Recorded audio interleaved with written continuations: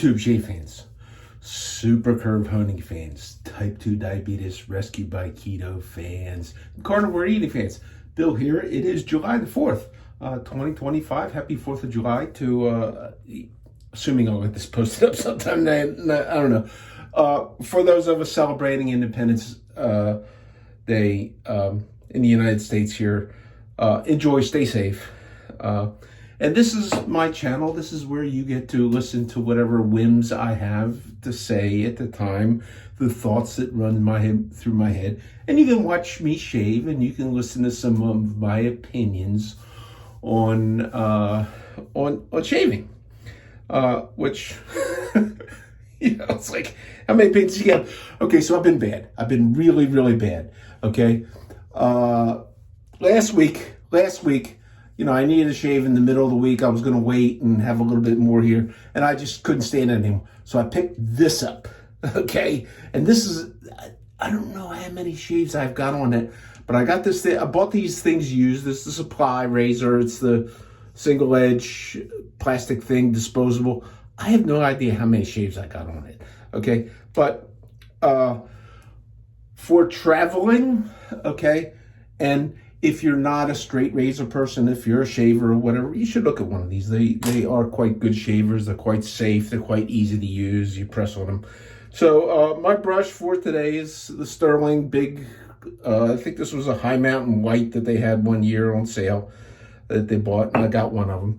And I'm using Sterling Satsuma. I think this is right now unavailable. They may have put the scent away for a little bit of a while. It's mostly an orangey type of scent. I don't remember what it was, but it smells citrusy, orangey, mandarin orange, tangy orange kind of thing. It's good. Sterling, to me, has always been very, very good with all of their citrus flavors. So I did use the Pro Raso pre-shave, the Pro Raso green, and I got my hot towel. Okay, it's pretty hot, and I'm going to burn myself if I'm not real careful with this. So I do like the hot towel. Thanks to Gary Shaves. Check out Gary Shaves, and I think he's Razor Ninja for a Straight Razor channel. Check him out. Good guy up in Canada. So they celebrate their independence on another day. I don't remember what it was, but he had a birthday real soon, and he's had some health issues. But a great guy to listen to and enjoy and watch, and he's done fabulously in learning how to straight shave and prove that you could learn to straight shave, contrary to what some of the experts would say. Okay, I didn't do it that way. I got known edge razors and I started with those, but I've just heard from too many people, know too many people who decide I'm going to pick up a straight razor and I'm going to learn to hone and shave, and I'm going to do it all at once. He's one of them. He's done quite well with that. Okay, and he was the one that got me into this hot towel thing and the Scuttle, the hot Scuttle, hot lather. He will always be remembered in my mind for that contribution to my shaving. And I think I said the soap, and I'm trying to make a comeback on some of my videos, make it regular. I got to a point where I really wanted to try and stay with one video of some sort per week on my shaving channel, which is the only channel I have.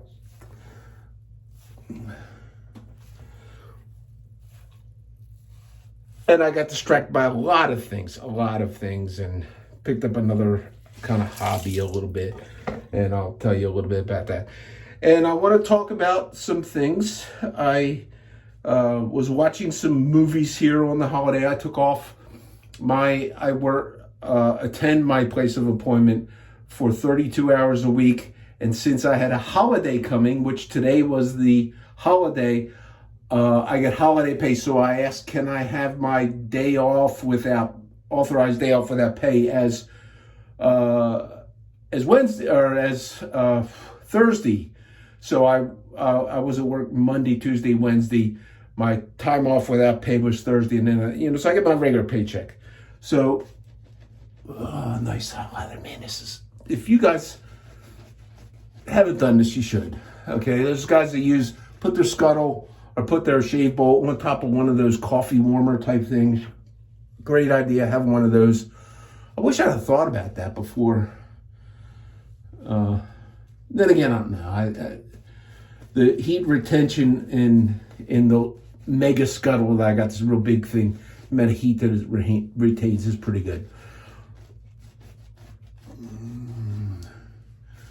So one of the things that I've kind of been distracted of, my wife and I picked up a new hobby. Okay, we had a hobby some time ago where we used certain power tools, drills, if you will. Okay, that would use, and we would go to a place where you're allowed to practice with these tools and these drills and drill holes, and we would use things like this and a little bit smaller like this. And it's gotten to the point where if we had to drill a hole at our house, okay, these things make a lot of noise, and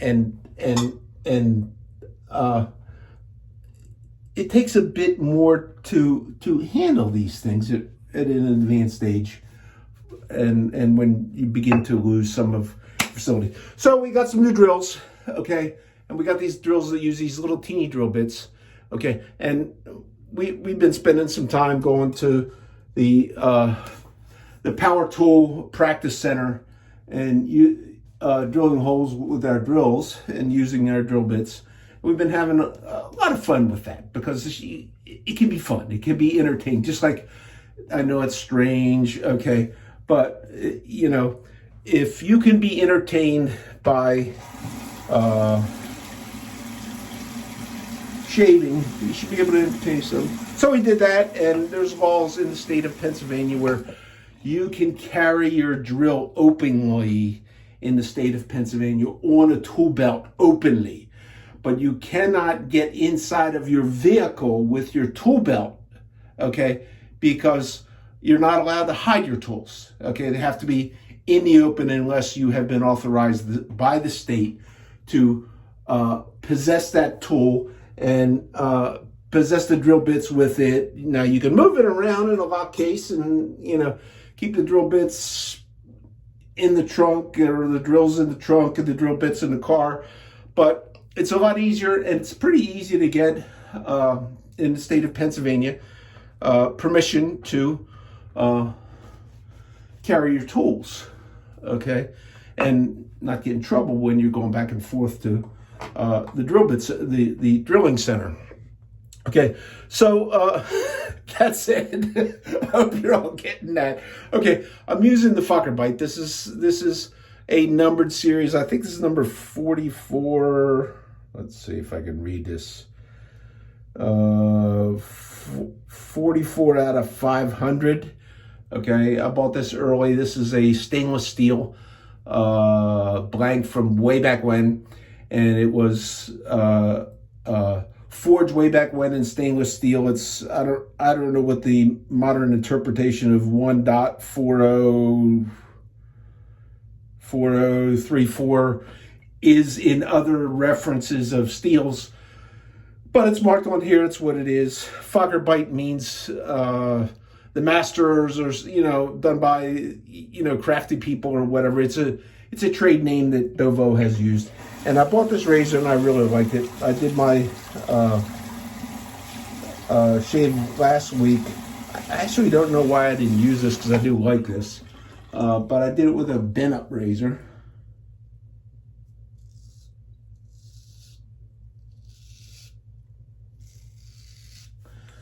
And this is ground real thin. Okay, and I'm going to get to some grinding. I actually think I like the one I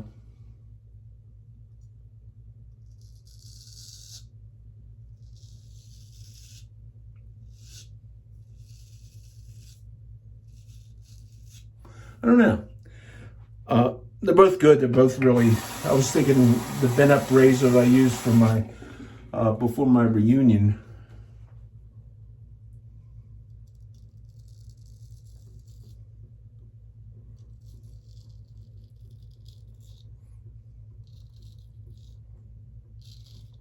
and why bent up razors, okay? Bill M never learned how to set a bevel. That's a fact, okay? And I saw a thread which kind of confirmed something that my mentor in convex honing, Jared, had said, because he's been to Europe and he's been to the razor makers. He's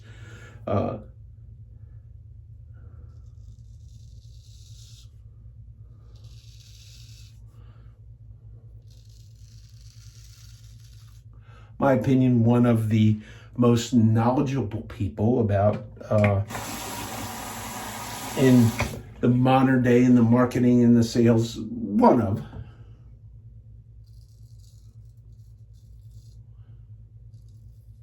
Because he has visited many of these places in Europe years ago and learned some things and saw it.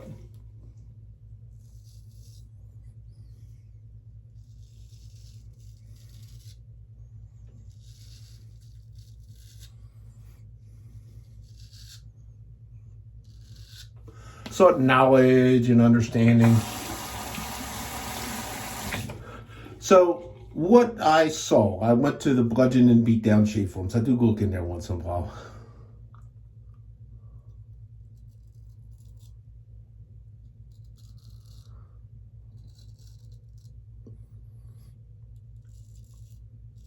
And the guy shared a print article from a German company who markets new old stock straight razors, I think, around the world, okay? If I said their name, you'd probably know them, but they had there was a small article, and this is where I'm going to tie in cutting to the chase.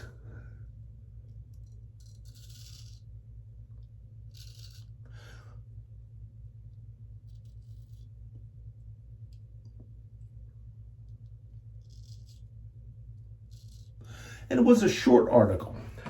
And it told the story, and it showed a couple of the senior grinders, razor grinders, one of which who's some of the razors he made are being sold by, I think, new old stock. I've seen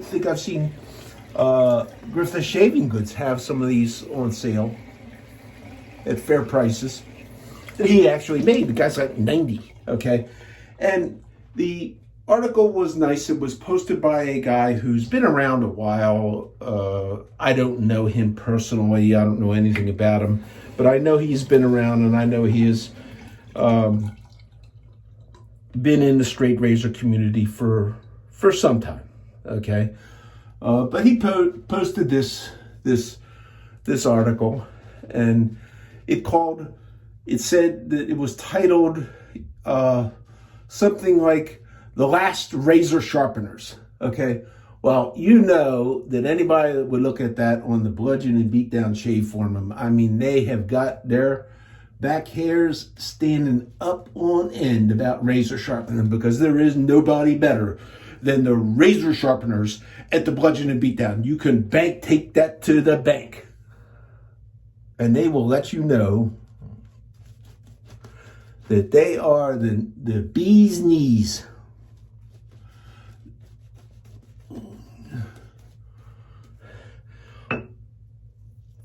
So, and they all started coming out, you know, and well, they're and I think one of the guys, there was a video or something about one of the older guys, and when they came out, and he said he's been shaving with the same razor for 35 years, and all he ever does is strop it, and that brought even more people out.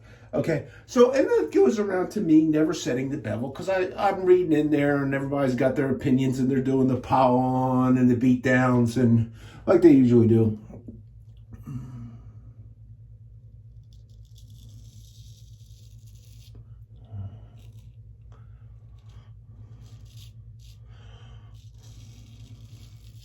So when am I going to cut to the chase? Cut to the chase. We'll see on that. Okay. So anyhow, that goes in there, and Bill M has never learned to set a bevel, because I read that if you set your bevel correctly with your 1K, you can shave off of your 1K edge when you set the bevel correctly. Now, okay, I've never been one to grind the shit out of razors, okay, but I would encourage you, if you believe that happy horse shit,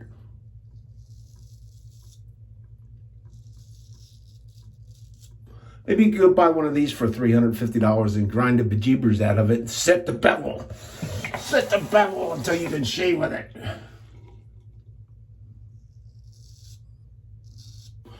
But you got to put the tape on there so that the only wear nobody will ever see. So wears on that end, not here, because everybody judges if there's hone wear here. It's so.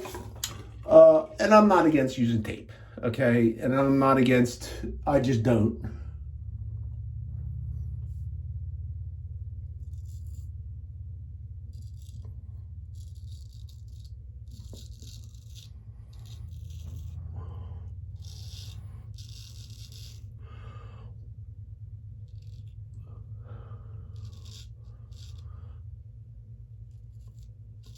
So why don't I use tape? Well, I do use curved surface stones, and I strop with strops that are in the same shape of those stones to do my finishing. And I don't like the tape and the goo and all that getting all over it.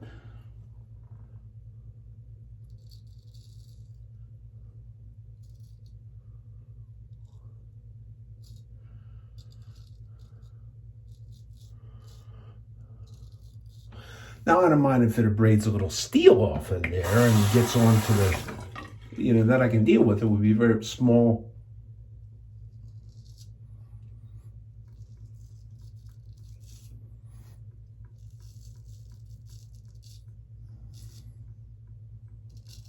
Amounts of very small particles, steel, whatever. So, set your bevel. Use your 1K, your 2K, your whatever K that you use to set the bevel. Do like you were told at the bludgeon and beatdown. Oh, and by the way, go over there. And when you go over there, make sure that you give the poor owner, Joe L. Badger, some sort of a donation, because the poor bastard was like really too stupid to keep his clientele in there, and he let the moderators beat the shit out of everybody, and it's like their attendance is off. Okay, and cry about it.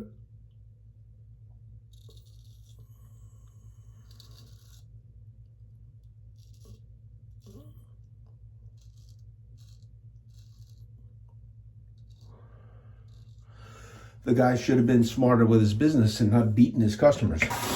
So, that said, there's that thing and the little story cut to the chase.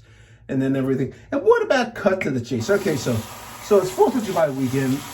I'm gonna head off, and I was in a conversation. This is maybe too much, and maybe I got to really cut to the chase on this one. Okay.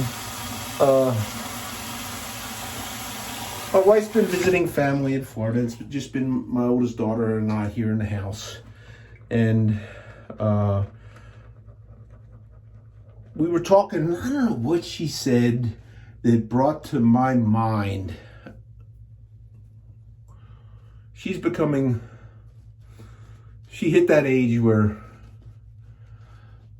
sometimes as a younger person, your brain, including mine, begins to kick in a little bit better than it had in years before, and you begin to think a little bit differently about things. And some of it was like politics. And I don't know what she said, okay? But it reminded me of, and this is going to date me. Tell you my age, okay? And many of you have seen this. Everybody knows about the Planet of the Apes movie franchise, okay? But I remember the first one, going to see it in the movies, and I think it was 1967, 68 or whatever. And I had actually thought that that had preceded Star Trek, but Star Trek actually preceded that, the original Star Trek. They were right in the same era, okay? But great classic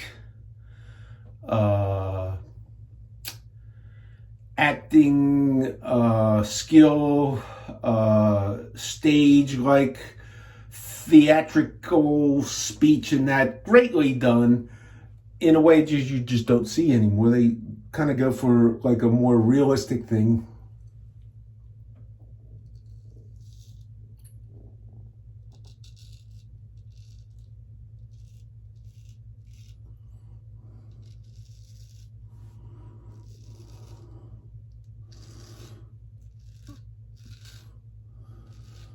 But the most iconic thing was, and I shouldn't have to tell anybody who was from that era or seen it, was when Charlton Heston with the girl he called named Nova from the future, okay, on the planet of the apes that they landed on, escaped captivity.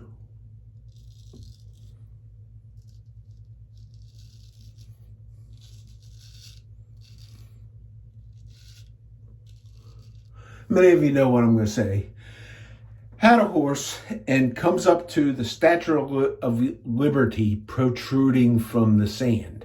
Okay, he gets off the horse and he, says, is pounding his fist on the ground and damn you, all the hell you went and did it all. It's a very iconic thing that in an impressionable young age, so 68, I'm guessing, I was maybe 11.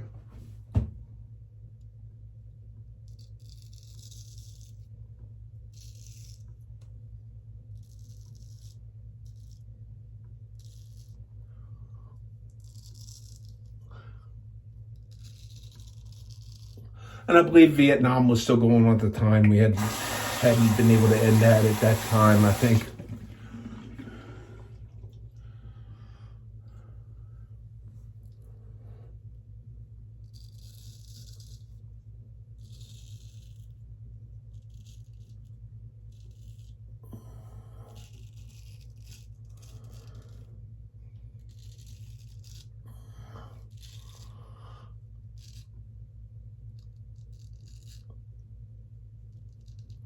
I was fortunate enough to not have to go to any war. I was fortunate enough to have grown up in a very, very good time.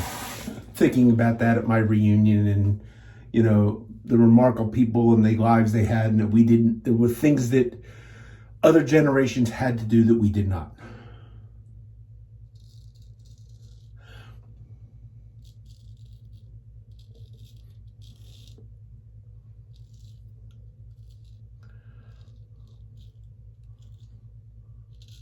So I watched the whole original series.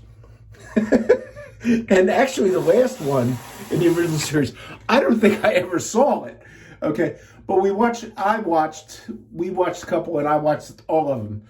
Okay. And what I found myself doing was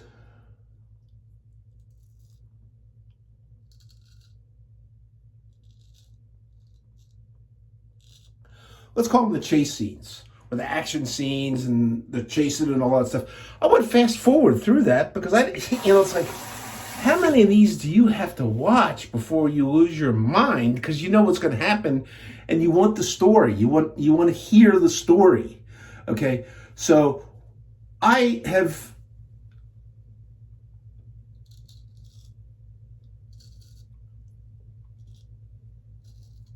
denied that cutting to the chase was ever a movie term. Why? And I'll get to that. Because I think you can go and you can check Wiki, or you can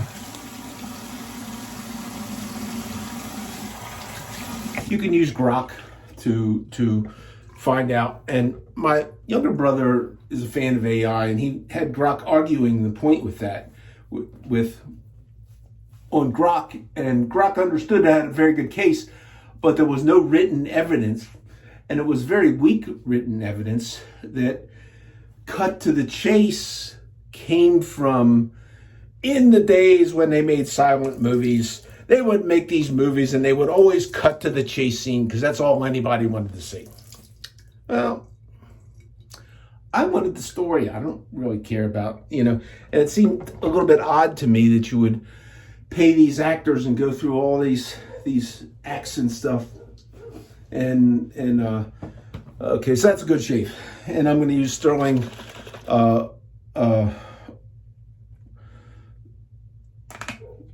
witch hazel and aloe made orange chill made by the Witches of Hazel at Sterling. Splash a little bit of that on. So that's more of a straight orange rather than the Mandarin Satsuma.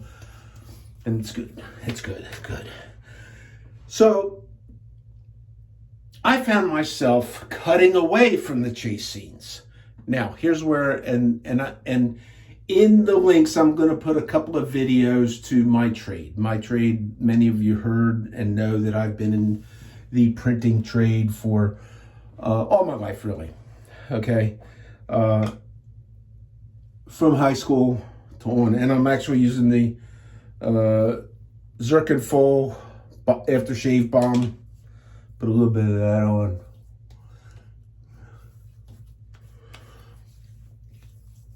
I don't need much of a balm of any type today, but I just want to put a little bit of it on.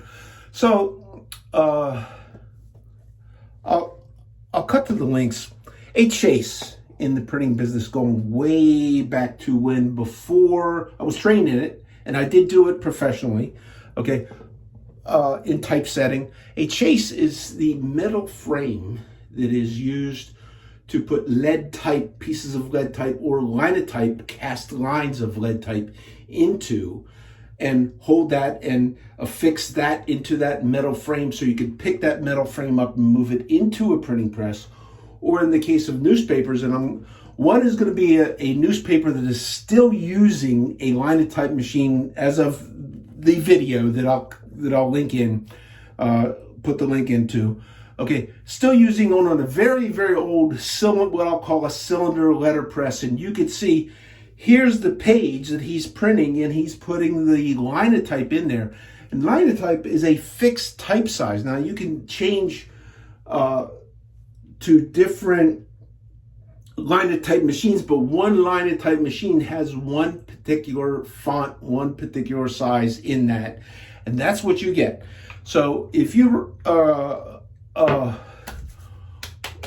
I'm using the Satsuma. I think this is unavailable. This is a glacial. I think I got this glacial. I can't remember if this is glacial or not. Oh yeah, glacial, glacial menthol. So look at that, and you will see that one man newspaper operation in this small town, setting the type on a linotype machine where he keys in. And unlike on your computer or your telephone today where you could highlight all the text and just shrink it up and change the size, he could not do that. And the person who is quoted by Wiki and all that kind of stuff, I'm going to use some sort of a powder here to finish off. Even though he was in the movies, before he was in the movies, he was in publishing and he was an editor. And if you were a typesetter working that small newspaper, boss, I can't fit this story in. Cut to the chase. So cut to the chase means make the story fit into the framework that you're working within that. And then I think there was an actress that they brought up, and she was talking about herself and who she was, what type of person she was. She apparently picked this up, and she says, "Well, I always cut to the chase." So anybody who hears the term "cut to the chase" knows what it means. It means shorten the story. Give me, skip all the details. Give me just the story. Give me the basis of the story. Everybody knows that. How in the hell does Grok and Wiki think, okay, or deny that this term could, just because it was read by somebody who was in editing and who was in printing, Okay, just because he used that, and when they quoted him on that, or when they have the writing of it, he happened to be working in the early silent motion picture business. So you've heard the rants from Bill M today on cutting to the chase and using the drills and using the drill bits, and all about the bludgeon and beat down shave form, which is the place for you to go. Okay, go over there, find a guy that knows that you can't hone unless you are shaving off your bevel setter, your 1K bevel setter. And if you're not doing that, grind a little bit more off of it, flatten your stones first, grind a little bit more of, and then go buy yourself one of his fire hose strops. That's the magic trick for doing the bevel set and shaving right off of your bevel setter, shaving off of your 1K. So I made a lot of fun of a lot of things today. Folks, thanks for tuning in. I hope you enjoy it. If you don't enjoy me picking on some of these poor bastards because of their shave forms having a problem and they're not making money, I'm sorry. Please feel free to unsubscribe and dislike. Hit that down button and make sure that everybody knows that you don't like what I'm saying. And the algorithms will change. Speaking of the algorithms, I'm not cutting the cheese, am I? Speaking of the algorithms, when I made my first video using the fucker bite, okay, this razor, it is, I go in and look, it is my most popular video. It's got like, I don't know, I got like 400 subscribers or something, or a couple hundred subscribers. I don't count. I don't really care. I do this because it's me, what I want to do, and if you want to tune in and I entertain you, fine. But there's like 4,000, there's thousands, 3,500, 4,000, thousands of people that saw the video on this, and every once in a while I still get a comment on this particular razor. Very, very interesting. These are around, they're not cheap, okay? You can still get these. They will be, when the last, and I do agree with the guy that posted on that story, that the day is coming. I do believe, even though there are a lot of people who I'm friends with who are younger than I am, I do believe that in my age, that in my lifetime, I will see the end of the larger straight razor thing. There'll be a few one-man operations around. Okay, I mean, right now Tiersard has 2 guys that are down there. I love Tiersard razors. Okay, but I wish somebody could get one of their blanks and one of their steels and get it to one of the German grinders who knows how to really, really grind thin, because I don't know if the steel can handle that thinness. I don't know if it's too rigid to do that and it becomes brittle. I'm not really sure. I don't find it a brittle thing, brittle sharpening it. I find it holds very good. But I would like to see one ground by one of those guys who grinds really, really thin.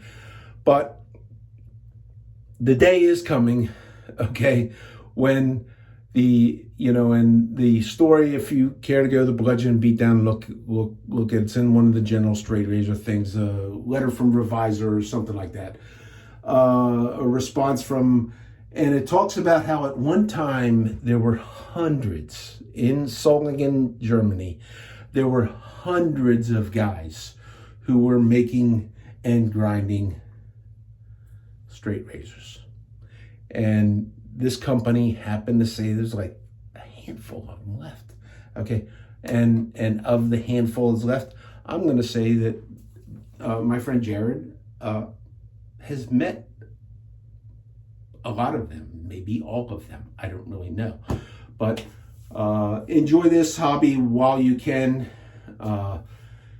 It will be changing. Not to say that modern razor grinders in the newer generation that don't have the double wheel grinders can't make good razors, because they can, okay?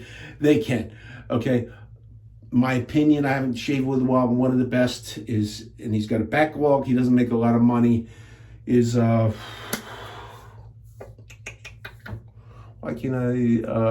Razors.